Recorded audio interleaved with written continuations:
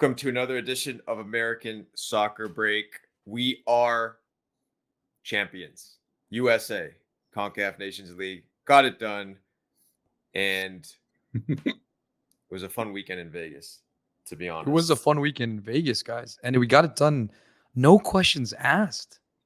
5-0 Rahi's lost his voice, as you can tell. He was Yeah, I was yelling the whole game. He was on a Jack Grealish type situation after the US. Wow. So. Yeah, I went on a bender for 3 days, guys. I was just it's fantastic. What can you say? I mean, not even a hint of doubt. 2-0 at half of both games. I mean, you can't ask for anything more from a regional perspective. What a performance. And like we talked about, this is on the players entirely. I mean, with an interim coach, we talked about this again and again. And now in the final, missing Weston McKennie, missing Serginho Dest, missing, by the way, Tyler Adams for both games. And very calmly, collectively, professionally took care of two, yes, inferior teams, but took care of them with no questions asked, Roy. Well, what more can we ask for? Inferior, yes, but they're teams that have always given us major issues. This time, there was no discomfort. There was no moment in any of those games where I felt nervous like I always do against Canada and Mexico. Those games are always tense. They're always nerve-wracking. They always make me sweat bullets the entire time I'm watching the game. I don't enjoy those games. I've told you guys before, I don't really enjoy watching Mexico against the U.S. It's just a nervous sweat for 95 minutes, and it's a miserable experience. But when we win, obviously, it's great. These were enjoyable games.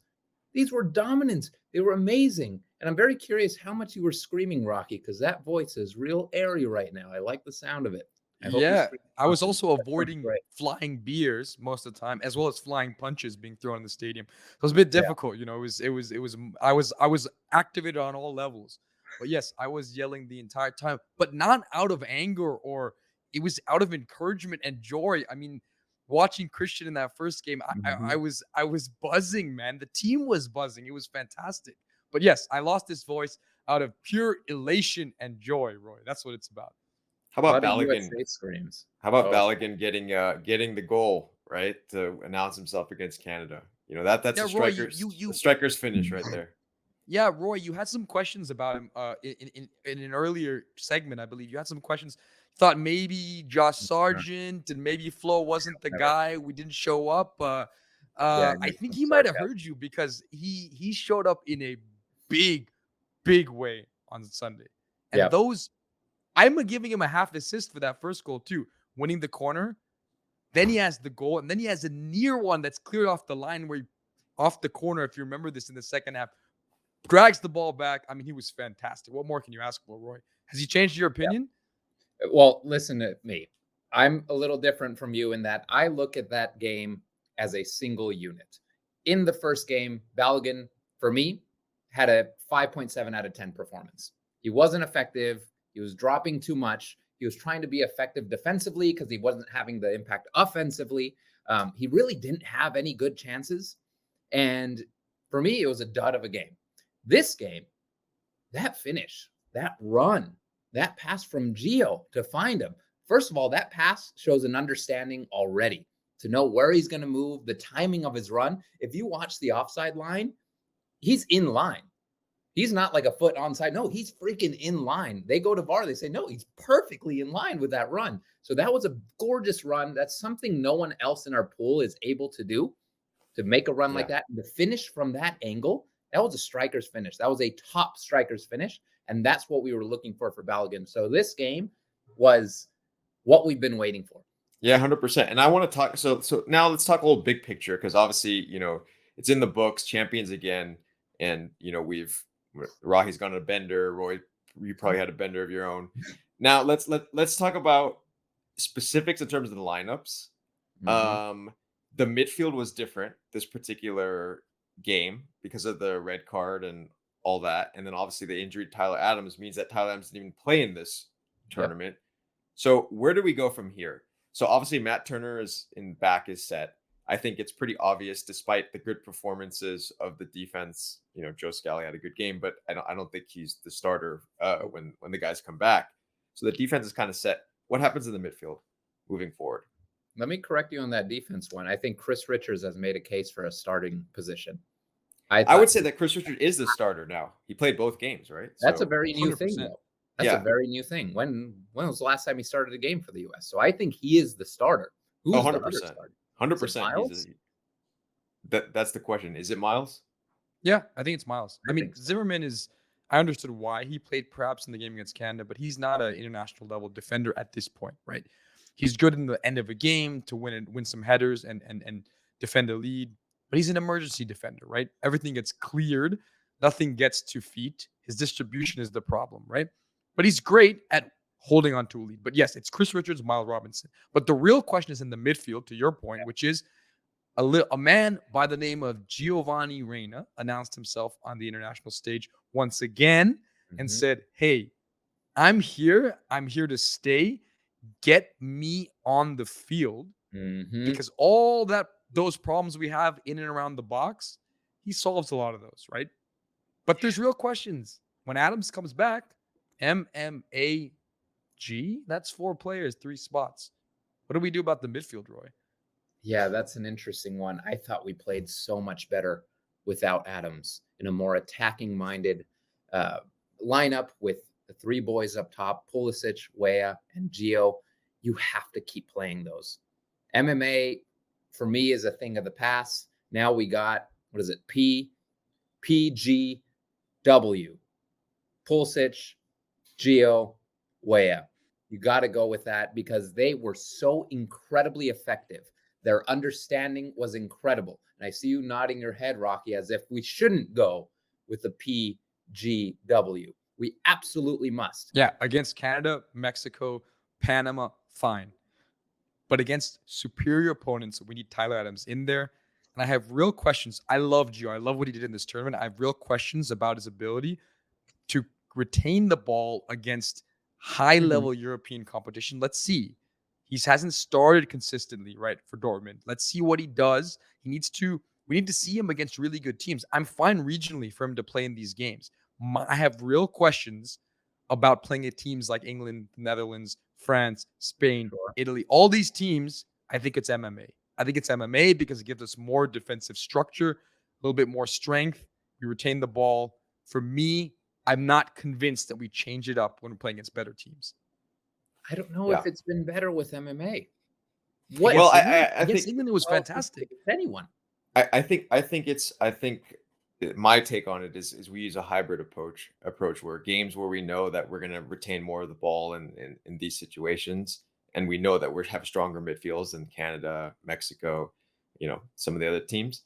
But I think against a team, let's say we go play in Argentina or we go play as Spain, these type of teams, America. Yeah, it's not going to be. I think we need to be more defensive in the midfield. He's not going to be able to compete with that level of creative midfielders in there. And I think the strength of McKinney, Musa, and Adams will be helpful from that capacity. I want to go like big picture to end it in terms of overall, kind of alluded to it right now is, okay, we're the kings of CONCACAF. I think we've proved it. We've been in Mexico now, 4 times in a row. And Canada, we've kind of got that revenge and all that kind of stuff. You saw that, obviously Alphonso Davies, most talented player still in the region, but, we're as a unit, we're just levels above them. Where do we go from here? Because we need to take the next step. Go for it, Rocky. Start. I mean, this is a pivotal point because fine, we won the Nations League again, and Roy, I'm going to repeat this against inferior opponents who both got out in the group stage of the World Cup, teams that aren't going to take us to the next level. We have to play European teams. We watched earlier in that day, there was another Nations League final between Croatia and Spain. They went to penalties. Spain ended up winning.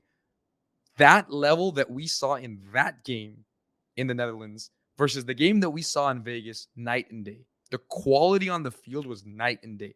In order for us to compete at that level with those teams, we need to play more games against European competition. We need to play more games against South American competition, which we're going to do next year. But it's pivotal. We say CONCACAF, regional superiority, done, dusted, check mark. Put it in the rearview mirror. International competency, international competitiveness, Lot of questions right now. And that's the next step. And hey, we have Greg back to take us there. Yeah. And I think this is the job of Onyewu and crew to figure out a schedule that works for this team, because nobody's figured that out yet. Look at the past 4 years. How many times did we play European competition? Maybe 6 times. And we had a losing record against European competition, similar to South American competition. So we have to get on the schedule some damn European friendlies and find a way to get some serious games. Invite them to Gold Cup. Invite them, get into Copa America every single time it happens. Like, this shouldn't be a special US-based Copa America thing. Every single time there's a tournament, we need to be there. This is the way we get this competition. And keep in mind, we don't have qualifiers this time around. So that's a huge miss. We're going to be trying to scramble together some friendlies. It's going to come down to executive leadership at the US soccer level to make this team successful. I mean, think about it. There's 10 do we beat Croatia? Do we beat Spain? Do we beat Italy? Do we beat Portugal? Do we beat France? Do we beat Switzerland? I mean, these teams are probably all better than us right now, right? Yeah. So if we're talking about competing, sorry? Look at the recent friendlies against Switzerland and Japan. Look how those went for us. We and lost. Japan's a good point. Asian dominance, right? And then you have South America. If we're talking about competing in the knockout stages of a World Cup, you have to be at least in the 16 best teams, right? There's 16 teams better than us right now who would beat us.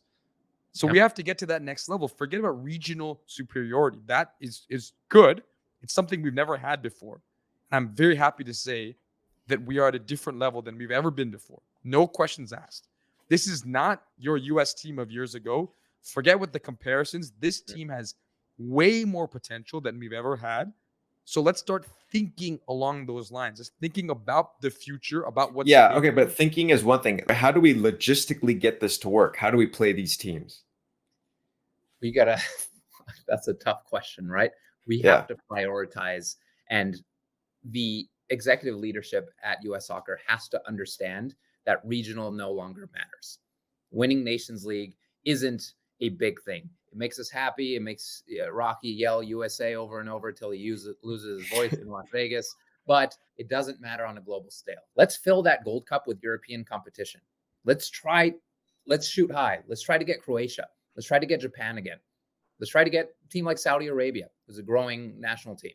Let's get growing and established national teams into our tournaments. Pay them the money we need to pay them. We need the competition. And we need it every single time we have a tournament. Copa America is huge. Yeah, and let's do our camps in Europe. No more Carson, California. We have enough European players. Let's do our camps in Europe. Let's go play games in Europe. I don't want them here. I want us playing there on their fields. Play away games. Let's play at Azteca. Yeah. That's a good start. Yeah. Let's go play in South America. Yeah. That's close. That's reasonable. That's the same time zone. Let's go there. It's easy. We've all been to South America. It's an easy flight. We lose the stadium income. We lose the parking income. We lose everything. So that's the trade-off that US Soccer has to consider. Yeah, what money? There was 35,000 people in the stadium for the final. And that's embarrassing, but that's another story. But let's go to South America, guys. Yeah, let's go. Let's go play in Brazil, and we can all take a vacation there. That sounds like a great plan. But anyhow, definitely love my voice then, along with maybe some other things. Yeah. Yes. Oh, geez. Oh boy. So on that note, I think we'll get to the Gold Cup next time we guys see you. We'll take it from there. In the meantime, USA CONCACAF Nations League champions. Everyone celebrate your week with good vibes and good energy. We'll see you guys again next time. As always, go USA.